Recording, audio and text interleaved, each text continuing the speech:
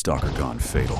In the early morning halls of Jonathan Law High School, 16-year-old Marin Sanchez was preparing for what should have been a joyful prom night. Instead, as she walked to class, a fellow junior approached with quiet intensity. 17-year-old Christopher Plaskin, whom Marin had recently declined as a prom date, suddenly attacked her near a stairwell. In a flash of rage, he shoved Marin against the wall and slashed at her throat with a kitchen knife. A horrified witness saw Plaskin pin Marin to the floor and tried to pull him off, while another student spotted the bloodied knife tossed aside. The hallway erupted into screams as teachers rushed to help. Marin was gravely wounded. Within minutes, she was rushed to a hospital, where she died from her injuries shortly after. The school was locked down, and that night, prom was abruptly canceled amid the tragedy. Plaskin was detained by the school resource officer without further incident. In the aftermath, the community searched for answers. The distraught parents of Marin revealed that she had previously warned a counselor that Plaskin was troubled and capable of hurting others. It became clear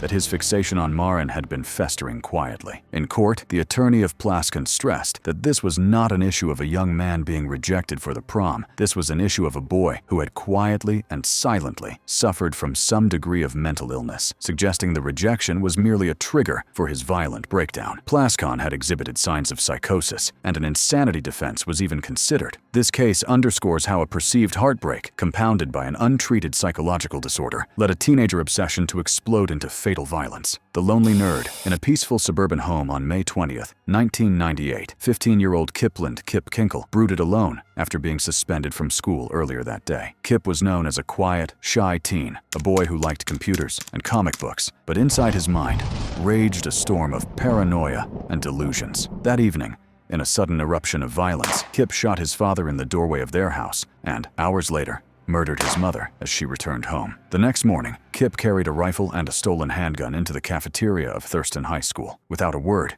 he opened fire on his classmates as they sat down for breakfast. Students dove under tables and scrambled for exits as he fired more than 50 rounds, killing 2 fellow students and wounding 25 more. The rampage ended only when several brave classmates tackled Kip to the ground and subdued him until police arrived. In the span of 2 days, the small town of Springfield was shaken by unimaginable teenage violence.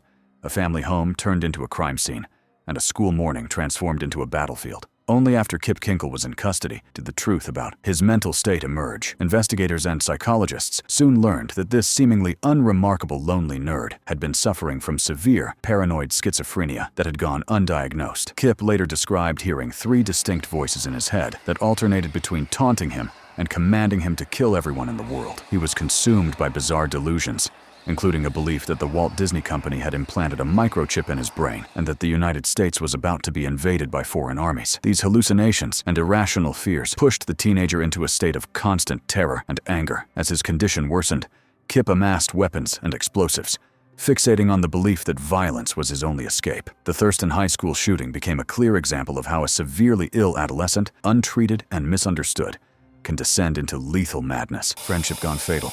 Just after midnight on a warm summer night, 16-year-old Skylar Neese quietly slipped out of her bedroom window to meet her 2 best friends waiting outside.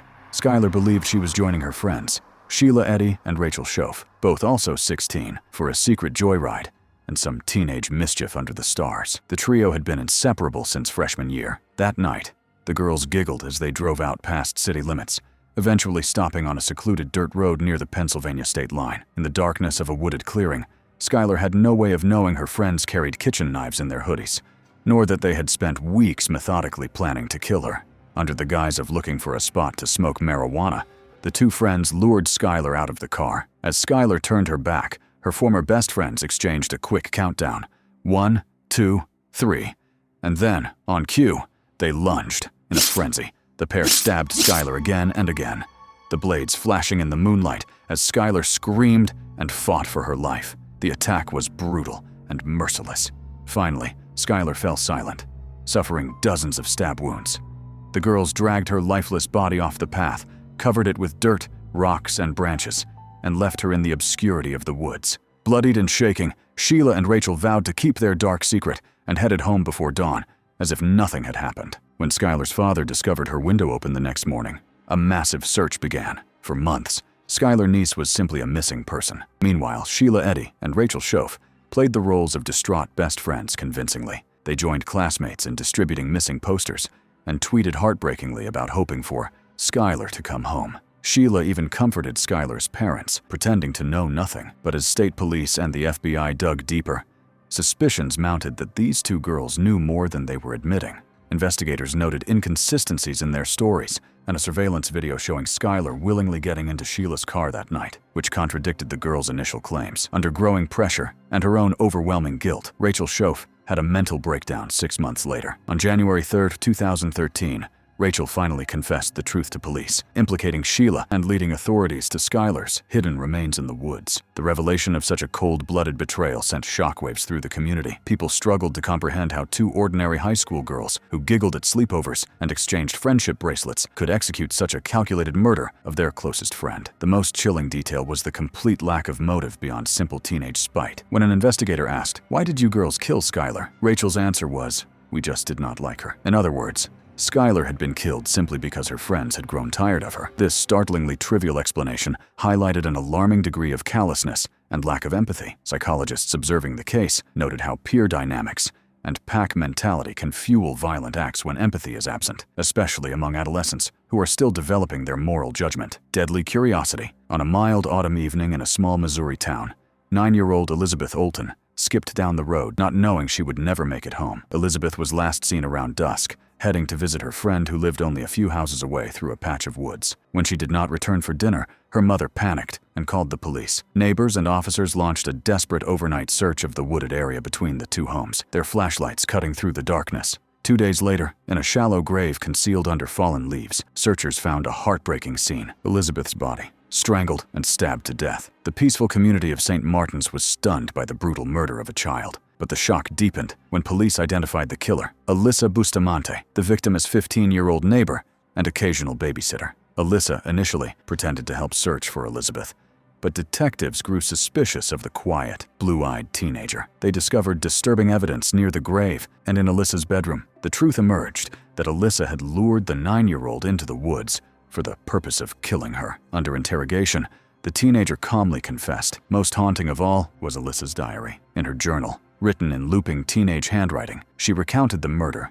with chilling indifference. She wrote, "I just killed someone. I strangled them and slit their throat and stabbed them.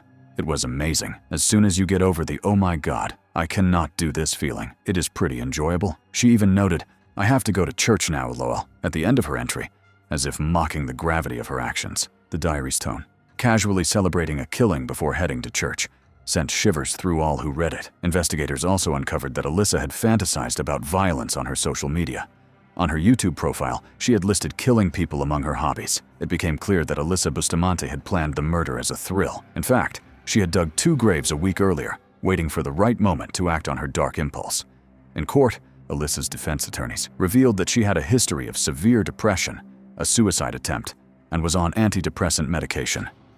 They argued that her mental state was warped and that she was not a cold-hearted monster, but a deeply disturbed girl. However, prosecutors and psychological experts viewed Alyssa differently, as a rare example of a teenage thrill killer. The Cole County prosecutor emphasized that Alyssa murdered simply for the thrill of it, calling her an evil individual who wanted to experience what killing felt like. Unlike most adolescent crimes that stem from rage, abuse, or desperation, this crime's motive was morbid curiosity, and the excitement in her diary entries suggested a chillingly flat affect and an absence of empathy, traits often found in psychopathic personalities. She was evaluated by mental health professionals who noted her emotional shallowness and fascination with violence. Ultimately, Alyssa Bustamante was sentenced to life in prison for the murder.